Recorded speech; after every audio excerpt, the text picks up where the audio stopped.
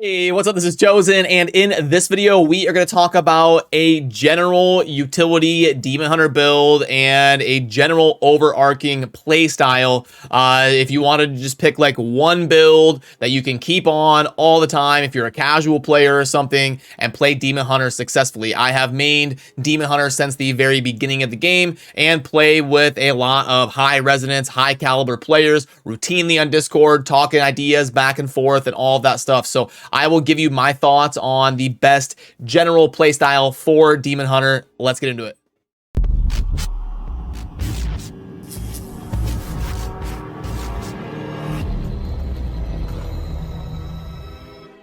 Alrighty, so yeah, like I said in the intro, my goal with this video is not to give you the best build for PvP or the best build for Shadow Wars or the #1 pushing challenge rift build or anything like that. What this is for is like, hey, I just want to get my dailies done, maybe jump into PvP, maybe do something here and there, just kind of a general play style. So if I had to pick like one overall build for the Demon Hunter, what would I recommend and what would I pick? And that's what I'm going to be doing here. So not like a PvP specialist build or anything like that. The general playstyle. Maybe someone who's new to Demon Hunter or just trying to do their dailies and be a casual player and not have to like constantly swap stuff around. What's the best general playstyle? That's what we're doing here. And the first thing I want to do is just quickly go through the skills we would be picking in a build of that context.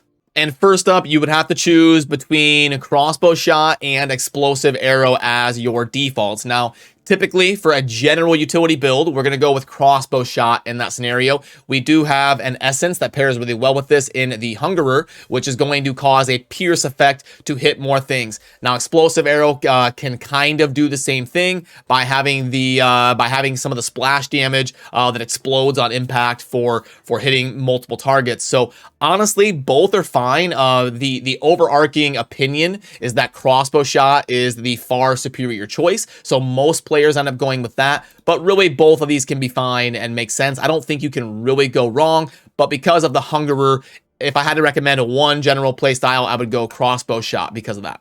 And then for the 4 skills that we are going to pick, a vengeance is going to be a must-have. I mean, you can't build a general utility Demon Hunter build without vengeance. It's our one buff. It's amazing. It unlocks certain value increases from things like bottled hope and things like that. So we're always going to have vengeance in a general build on a Demon Hunter. You definitely want to be basically casting that on cooldown or at the start of any engagement, and definitely get it on your bar. And then we actually have another lock for the Demon Hunter for general utility. That's going to be Reign of Vengeance. So both skills with vengeance in them as a word, you're going to want them on your bar in a general sense. Reign of Vengeance, there's a few different ways you can play it. You can play it as an AoE circular volley, or what a lot of people like to do, especially in PvP, is go with the wolves. There's an essence that will turn them into, lumbering, charging wolves that can really lock down a lane. So you also get an option of a circle that's gonna like do a freeze effect or a chilling effect to slow enemies down. So a lot of different cool things you can do with Reign of Vengeance that go around your playstyle. And we'll talk about the essences here in a little bit, but you'll want Reign of Vengeance on your bar in a general sense, which is going to then leave us with 2 spots. So we've got our vengeance, we've got our Reign of Vengeance, and we've got our default. Now for our last 2 spots, that's where you get a little bit of wiggle room to play with stuff. Now, I'm trying to recommend a general build, which means I'm going to probably put Daring Swing on because I did a video that I'll try to remember to pull up over there comparing the movement speed and traversing the map with Daring Swing versus not having Daring Swing. And you do get a 10% increase. Like if you're just trying to go in a straight line, you get a 10% speed increase from point A to point B if you have Daring Swing versus not having Daring Swing. And of course, if we're going to be trying to take one build, whether it's PvE or PvP, like if we're just casually doing PvP, you're going to want Daring Swing on there because it enables you to throw a rope into the sky, turn into Spider-Man for a second. You're up in the air, you're immune to things, and you're also able to create some space and get out of a tricky situation while also being able to traverse things faster. And also, it's kind of fun to play. It's kind of fun to rope around and swing around, and it's a lot more engaging. So for a general build, we're throwing Daring Swing on there. Then in the final spot, our last skill, multi-shot is going to be the most popular choice, probably like over the course of all Demon Hunters. Multi-shot is a very popular one. It's a very famous ability in Demon Hunter lore, and you know, it's been there like in the Amazon in Diablo 2, and then the Demon Hunter in Diablo 3, and multi-shot is always going to be a staple of the Demon Hunter or Archer Diablo theme arsenal. But you know, there's a few different things that you can pair with it, like a burn effect in the essences and different things that you can do. There's a really cool legendary that turns it into like a targeted missile barrage. So the most popular choice will probably be multi-shot, but there are other options as well. There's other cool things you can make. Knockback shot, a fun one to use. I've got some teammates and clan members that enjoy filling that spot with knockback shot. Impale can really crank out damage in a straight line if you kind of group stuff up, back up, create space, and then fire impales. Sentry, you know, some people really like it, some people really dislike it. Some people like Sentry to use it as a distraction, like you plant it, let mobs kind of target it. You can use that for like challenge rift pushing to buy yourself a little bit more time to crank out damage. You can also just kind of lazily drop it to help you when you're grinding dungeons and knocking down bosses and stuff like that a little bit faster. Chakram can be okay if you're playing it right and aiming it and stuff like that, but I would say probably multi-shot's my choice to put in that last spot. So if you're looking for one general utility Demon Hunter build that you can switch as little as possible, we're going with our default of crossbow shot, and then on our bar we're going to have daring swing, and then we're also going to have multi-shot with both of our vengeance abilities in Reign of Vengeance and Vengeance. Now let's flip on over and talk about what essences to pick when we are building a general utility Demon Hunter playstyle. Now for the helm spot, Vision of the Lost is a great choice because in a general context, you're going to be clearing content, doing bounties, PvE, and you're able to increase the duration of your vengeance, which vengeance is when you're actually super powerful. So that's a very good choice. Some people are really going to love the murder most because you get crit hit chance by 12%, which is basically doubling your crit chance. A lot of your builds are going to usually be in like that 10 to 15% range right now for crit rate. So it is definitely really good to double your crit chance during Vengeance. It is a pretty brutal loss on the life, and your life ends up trickling down a lot, but it's a decent choice. But in a general sense, I'm going to recommend sticking with Vision of the Lost. Now, Heart of Vengeance is going to be a great choice on the chest armor. You know, like I said, we're not getting into specialty type stuff, so there really isn't a whole lot of discussion here.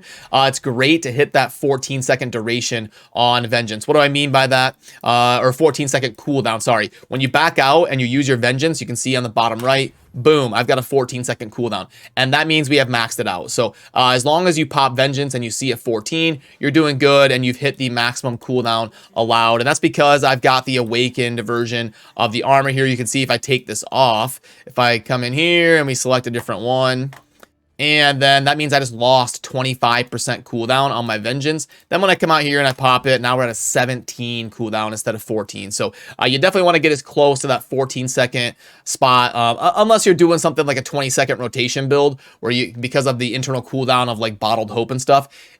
Then if you're doing that, then go ahead and stick with the 20-second cooldown on Demon Hunter. But just something to take note of, the way that I'm playing it, not using like the Bottled Hope 20-second forced cooldown, I'm going to go ahead and take the Vengeance cooldown here on the chest piece.